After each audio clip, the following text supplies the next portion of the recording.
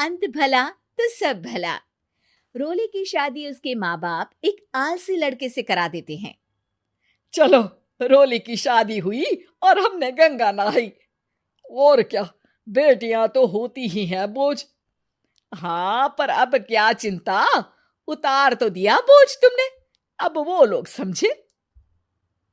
ससुराल में रोली का पति कहता है, देखो, मैं कोई काम नहीं करता, ये बात तुम्हारे मम्मी पापा को बता दी थी मैंने।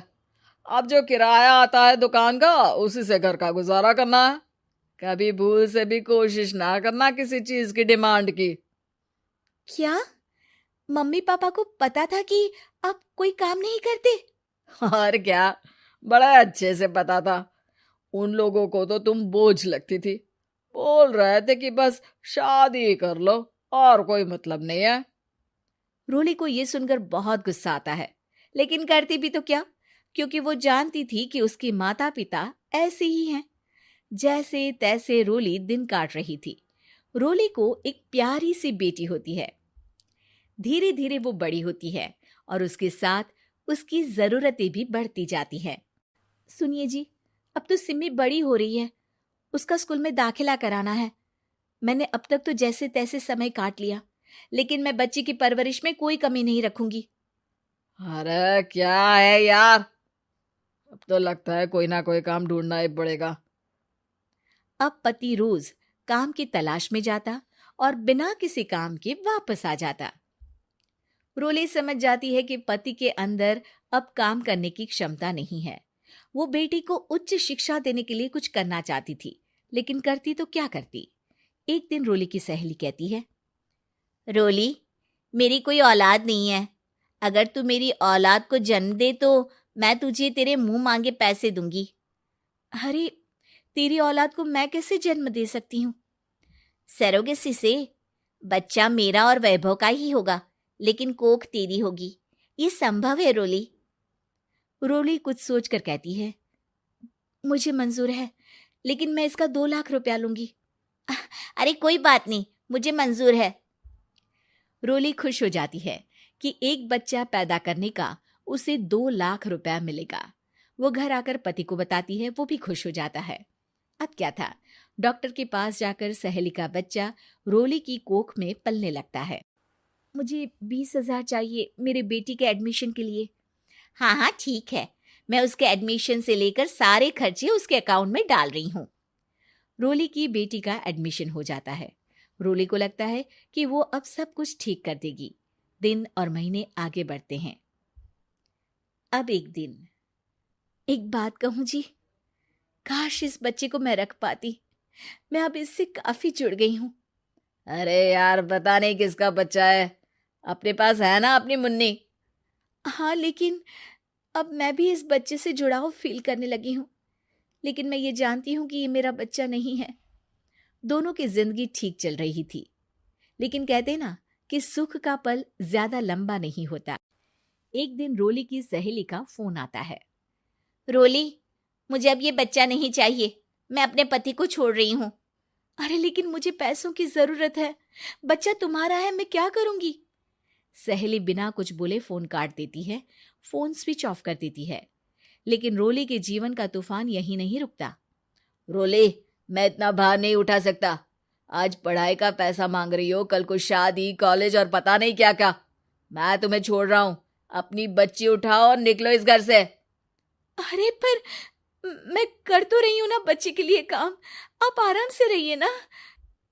क्या काम कर रही हो, देख रहा हूं मैं। ये छोटा शहर है, यहाँ लोगों को बात बनाते वक्त नहीं लगता। तो मैं क्या करूं? ज्यादा पढ़ी लिखी नहीं हूं, कैसे घर के खर्चे चलाऊं? और आप तो काम करना ही नहीं चाहते। हाँ, ना चाहता हूं और ना ही करूंगा। रोली को पति की बात पर काफी गुस्सा आ जाता है। ठीक है, अगर मेरे जीवन में संघर्ष ही लिखा है तो वही सही। इस वक्त पति होने के नाते आपको मेरा साथ देना चाहिए था, लेकिन नहीं, आपने तो इस हाल में मुझे घर से बाहर निकालने की बात कह डाली। देखो, ये सारी फालतू की बातों के लिए वक्त नहीं है मेरे पास। रोली, जिसकी कोख में किसी और का बच्चा था और साथ छोटी सी बेटी, पति का घर छोड़कर रास्ते पर आ जाती है। रोली के पास मायके के सिवा दूसरा कोई रास्ता नहीं होता। अरे रोली कैसी है? कितने दिनों के लिए आई है? हमेशा के लिए माँ। वो माँ को सारी बात बता देती है। ओए लड़की, इतनी हिम्मत का काम कर लिया। अरे ना ना, यहाँ कोई जगह नहीं है। तुम तो अपना बोरिया बिस्तर उठाओ और निकलो यहाँ से। रोली के पास अब मायके का रास्ता भी नहीं बचता। वो चुपचाप बच्ची को लेकर जा रही थी कि उसे दर्द होता है और वो डॉक्टर के पास चली जाती है और फिर वहां वो एक प्यारे से बेटे को जन्म देती है। कितना प्यारा है, कितने अभागे हैं इसके माँ बाप जो इसके पैदा होने पर भी नहीं है। तभी वहां डॉक्टर आ जाती है। रोली, बच्चे के पिता तुमसे मिलना चाहते हैं। आपका बहुत बहुत शुक्रिया। मैं इस बच्चे को पालूंगा, भले ही इसकी माँ ने इसे छोड़ दिया हो, पर मैं अपनी जिम्मेदारी निभाऊंगा।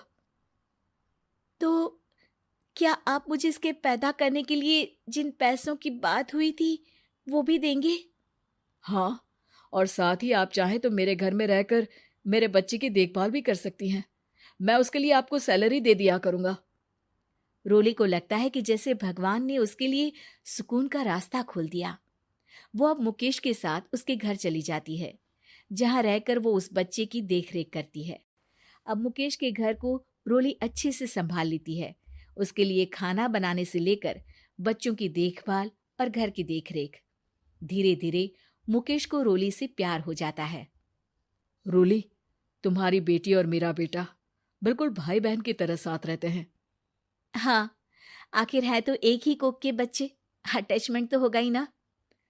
रोली, तुमने घर और मुझे दोनों को संभाल लिया। ये तो मेरा काम है। आपने भी तो मुझे छत दी जिससे मैं अपनी बेटी की पढ़ाई और भविष्य के लिए पैसे जोड़ सकूं। अब रोली, क्या तुम मुझसे शादी करोगी? अब मैं जानता हूं तुम्हारी भी शादी कुछ खास अच्छी नहीं रही। रोली को मुकेश की बात ठीक लगती है। वो उसे हाँ बोलने की सोच ही रही होती है कि उसके पहले पति का फोन आ जाता है। रोली, मैं बहुत परेशान हूं। मेरा एक्सीडेंट हो गया है। मैं चाहता हूं तुम वापस आ जाओ। रोली को पुराने पति की चिंता होने लगती है। वो सोचती है कि वो क्या कर रही थी। हाँ हाँ ठीक है, मैं आ रही हूँ। हाँ रोली, आ जाओ, लेकिन बच्ची को कहीं हॉस्टल में छोड़कर आना, क्योंकि मैं नहीं चाहता कि हम लोगों के बीच फिर से वो सारी बातें हो। रोली को समझ आ जाता है कि पति आज भी सुधरा नहीं है। वो पति के पास जाने से इनकार कर मुकेश को हाँ कर देती है।